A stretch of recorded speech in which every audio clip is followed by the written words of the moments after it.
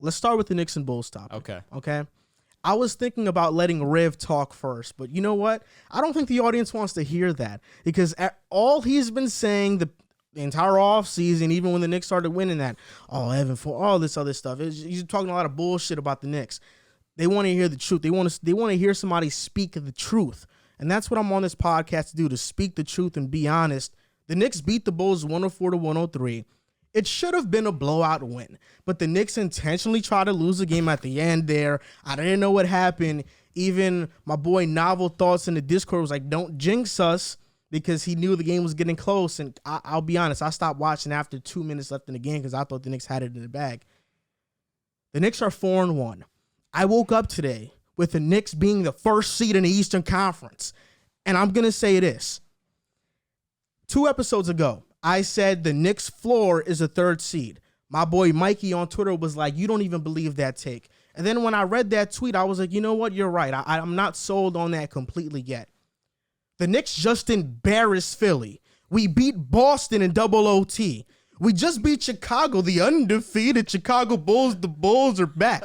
We just beat Philly, Chicago, Boston. The Knicks are the best team in the Eastern Conference. There's no debate. No debate. We are the best team in the Eastern Conference. The Nets are struggling. The Milwaukee Bucks don't have Jrue Holiday or Brook Lopez. I'm not talking about the playoffs. I'm talking about regular season right now. The Knicks are the best team in the Eastern Conference. Our floor is the 3rd seed. I think we're better than Miami right now. Okay. Yeah. Our floor is the 3rd seed, and we'll finish with the top 3 seed in the East. We have the players. We have the bench. The Knicks are just great all around. And to talk about that Bulls game, all I heard this offseason from Riv was that Kemba Walker is washed. He is washed. Kemba Walker's washed. He had 21 points. He hit 5 threes. This is his 2nd game in a row hitting 5 threes. He's getting paid $8 million. Your $80 million point guard Lonzo had a measly 6 points. He shot 1 for 6 from the 3. That was your spark. That was your engine. And all offseason, I said Lonzo Ball will be a spot-up shooter in Chicago. Well, guess what? This year, spot-up frequency is at 43%. Last year, it was at 36% with the Pelicans. He's more of a spot-up shooter with the Bulls than he was with the Pelicans. I know from time to time he runs the offense. I'm not denying that. But for the most part, he's just standing still. Fans are getting annoyed with his non-aggressiveness because that's who he's always been. He's not a star. I've said it before. He's not a star. Randall had a bad shooting night, but still managed to play great. 16 boards, 9 assists. Evan Fournier, I heard all offseason he was a cone. He played some solid defense. You know, he gave effort. I was told that losing Reggie Bullock was a huge loss. An Alfred fan. I was told Reggie Bullock was a huge loss, and Evan Fournier was barely an upgrade. Okay, yeah, okay. Teams are now finding out that you can't blitz Randall like Atlanta did in the playoffs. The Bulls tried to blitz Randall. Yeah, he didn't have the best shooting night, but guess what? We got snipers. We got snipers. We got Fournier out there. We got RJ Barrett. We got Kemba, who's hitting 5 threes. We got Derrick Rose. We got Quickly. Obi is better from 3 as well. We got Alec Burks is amazing. We got snipers. Teams can't collapse on Randall because we can shoot the ball. We're one of the best teams right now in terms of 3-point shooting in the entire NBA. And RJ Barrett, man, boy, oh boy. I said it before. I said it on the podcast a couple episodes ago. He's not going to have the breakout season in the sense he's going to average 23 points per game. He's going to average 16 to 18, but every night he's going to play all NBA defense. That possession against DeMar DeRozan locked him down. And you know what he said in his press conference? He was like, I've seen that pump fake because I used to watch Toronto all the time. I'm from Toronto, so I knew it was coming. And before you go, Riff, because I know you're Josh Giddey to go right now.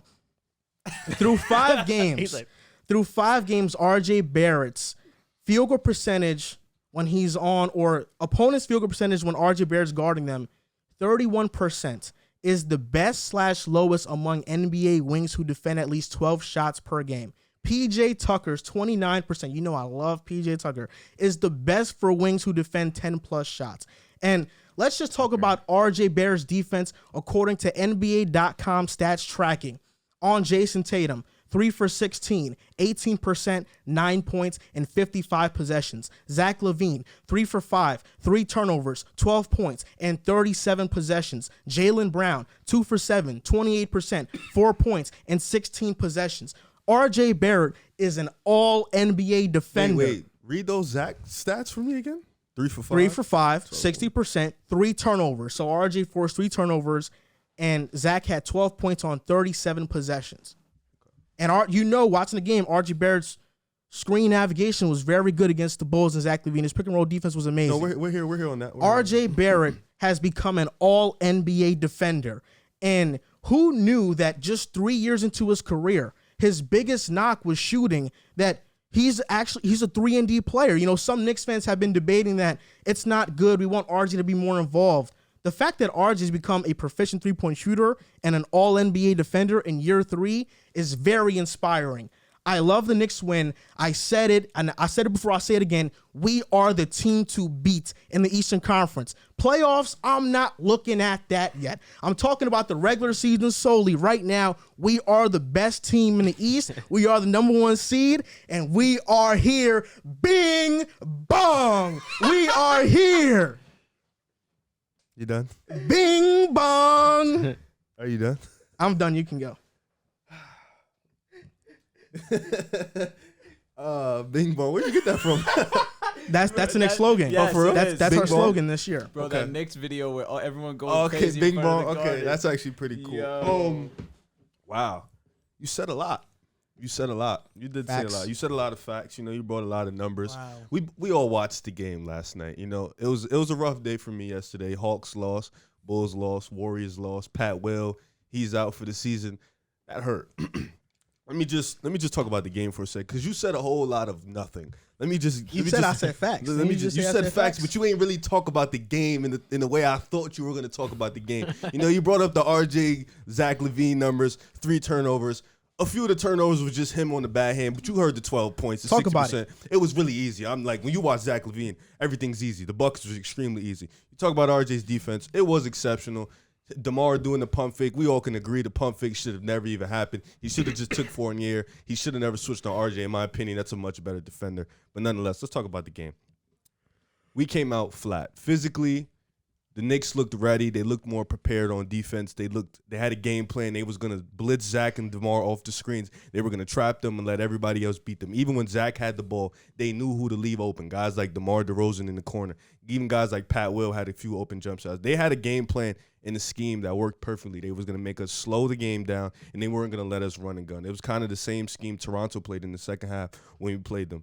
They slowed us down. They didn't let us get on the run, and that lets us having a half-court offense. And what I've noticed about our half-court offense is it's not there yet. 5 games in, it's not there. You know, it looks a little bit stagnant at times. DeMar looks a little bit too aggressive. Zach looks a little bit too passive. That game, they used it. And their shooters came out. You know, we didn't play a lot of great defense on the end. I mean, we didn't let them score a lot, but at the same time, we didn't play consistent defense enough. On the three-point line, we let them get a lot of open jump shots. We let them get off the screen. We didn't blitz them enough. Vucevic was getting attacked off the screen because he kept falling back, which led to open threes. Kemba had a couple of those just wide open threes off the screen. Nonetheless, you guys played one of your best games this season.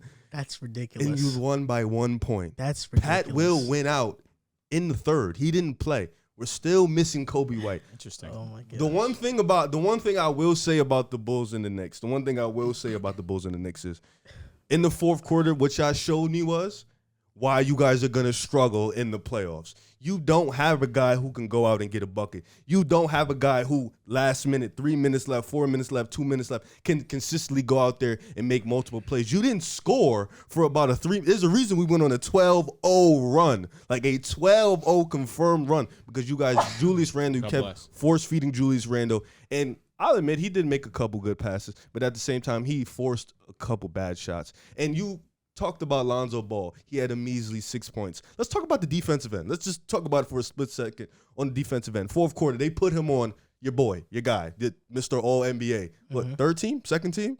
That's second last second year. team, Mr. All-NBA second team. They put him on in the fourth quarter. Wild. They said, Lonzo Ball, we called timeout. We said, Lonzo Ball, we're going to throw you on Julius Randle. Alex Caruso, we're going to put you on Julius Randle. Go make something happen.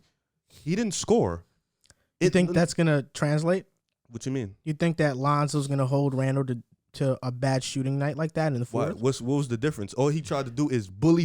It didn't work. The jump shot looked strong. He could. First of all, on one possession, and it was hilarious. Julius was at the 3-point line. Perfect example. Tried to go under. Lonzo poke. Easy steal.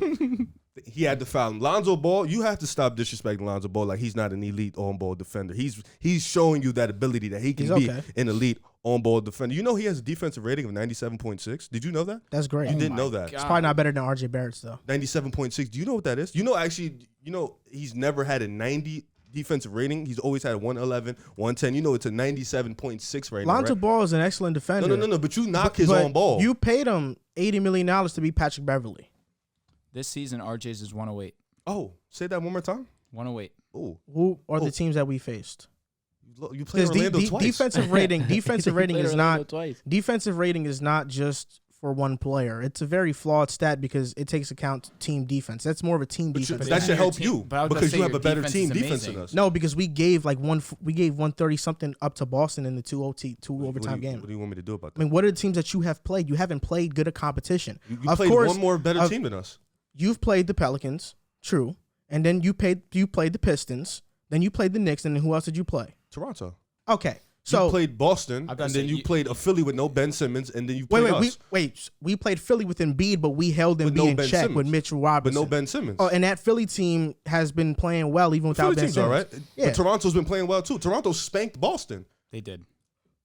Toronto's an inconsistent young team. That's what they are. That is what they are. That they're a young team. They're inconsistent. You can't do that. No, but I'm just saying you haven't played offensively talented teams. We have played Philly. We have played Boston. We have played Chicago. Nonetheless, so the defense rating is going to be higher. Nonetheless, this stretch of games, we know your schedule's gruesome. We know that Chicago's going to face Utah. They're going to face better teams. We'll see if that defensive rating stays the same for Lonzo. I want you to finish, but I just want to correct what you said. The Knicks didn't have this perfect game. Fournier was what, 4 for 14? No, I'm talking about on defense. Well, we're going to play defense every night. It's a Tom Thibodeau coach team. Evan Fournier didn't play well. Emmanuel Quickly was 1 for 6, 1 for 7. Randall didn't. Our star player didn't play well. Stop saying Randall didn't shoot well. No, stop saying Randall didn't play well. Stop saying. No, I just said he didn't shoot well. No. He's not going to not shoot well all the time. No, I want you to give us respect. Randall did. No, it's a difference. Fournier didn't play well because he was just missing. That's the difference. But I thought he played this perfect game. You said we played this perfect game. I meant to say on defense. Pardon me. We blew a 10-point lead to you guys. Not because 13, we couldn't get a bucket, 13. Because we were undisciplined on the defensive side of the ball. You think that? No, you couldn't score because of our defense. That open 3-point shot by Vucevic late in the fourth quarter, that was a lapse in our defense. Mm-hmm. Okay. That wasn't great defense. That was part of our running gun. You can't stop us on a running gun. We was on a fast break. Don't act like the Knicks had this perfect game, and that's why we won the game. We won the game because we're a better team than you guys. That's what it is. We're better. You're not and you don't have Pat Will no more for the season. So we're definitely better. He was a Julius Randle stopper. Now you don't got one. Unless you think it's Lonzo. Lonzo was the guy who stopped him in the fourth. So that's not going to happen again. That's not going to happen again. Lonzo and Caruso. That's not going to happen Caruso, again. He's 6'4". That's not going to happen again. Why are you so... Because Julius Randle is an all-NBA second-teamer, all-star. Who just got locked down by a 6'6" guard and a 6'4" guard. He just shot bad. Nothing to worry about. He's going to be fine. Did you watch the game? I did. He's going to be fine. In the crunch time, too, missing those 2 free throws. He's going to be fine. He's going to be fine. Listen, don't get me wrong. We beat you because we're better than you. You beat us by one. You beat us by 1 point. You beat us by a measly 1 point. And don't get me wrong. You guys played a good game. You know, you controlled the game for the most part. But what I liked about my team is we never wavered. You know, we played, we fought. No matter what was their biggest lead was, I believe, 14 points. And no matter what time it was, when it was at the moment, we still was able to prevail. Zach was still able to get it going at the end. DeMar DeRozan, he hit some clutch basket. Vucevic, who wasn't bothered at all by Mitch, not once throughout the game, was very comfortable taking him to the basket off the dribble, hitting jump shots from the mid-range, pick and pop. Yeah. Like he was not. I remember he did say that, but I wasn't acknowledging that. Mitch was not at all. Mitch is better as a rim protector. He was not at all worried. Vooch was fine. So I think for the most part, if we just become more disciplined, like I said, this is 5 games in. Yeah. This is our first real test against one of the best defenses in the league.